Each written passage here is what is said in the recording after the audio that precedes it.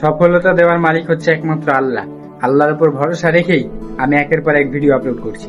জানি না কখনো সফলতা পাবো কিনা, কিন্তু হ্যাঁ, কখনো আমি হাল ছাড়ি না, চেষ্টা করছি। আল্লাহ বলেছে চেষ্টা করতে। সফলতা একদিন না একদিন ঠিকই দিবে, কিন্তু আগে নিজেকে চেষ্টা করা লাগবে। নিজেই যদি চেষ্টা না করি, শুয়ে থেকে থেকে স্বপ্ন দেখি, তাহলে হবে না। আমার স্বপ্ন রয়েছে অনেক বড় বড়, তবে হ্যাঁ, স্বপ্ন পূরণ করার জন্য আমাকে চেষ্টা করা লাগবে। আমি যদি চেষ্টা নাই করি, তাহলে আমি কখনো সফলতা পাবো না, সফলতার মুখই দেখতে পাবো না। যদি আমি বিছানায় শুয়ে শুয়ে ভাবি আমি এই করব, আমি ওই করব, তাহলে কিন্তু কখনো সম্ভব না।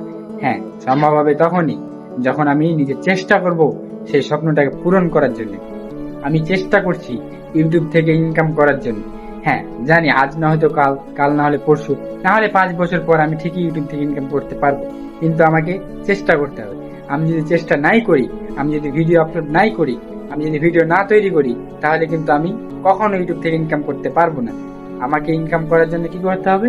বেশি বেশি ভিডিও করতে হবে, বেশি বেশি ভিডিও বানিয়ে আপলোড দিতে হবে, তাহলে কিন্তু আমি জীবনে সফলতা পাবো।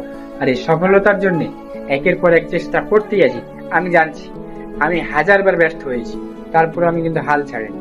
আমি আবারও ভিডিও আপলোড করছি, ভিডিও আপলোড করেই যাব। প্রতিদিন একটা করে ভিডিও আপলোড দেওয়ার চেষ্টা করছি। দেখি কখন আমার সফলতা আসে, কখনো সফলতা পাই কিনা। দেখি, আপনারা আমার সাথে থাকুন এবং আমার এই চ্যালেঞ্জটা দেখতে থাকুন। আমি প্রতিদিন একটা করে ভিডিও আপলোড দিচ্ছি এবং দিতেই থাকবো। তো আমার মতো কে কে এমন নতুন ইউটিউবার আছেন, সবাই কিন্তু আমার কমেন্ট বক্সে বলে যাবেন।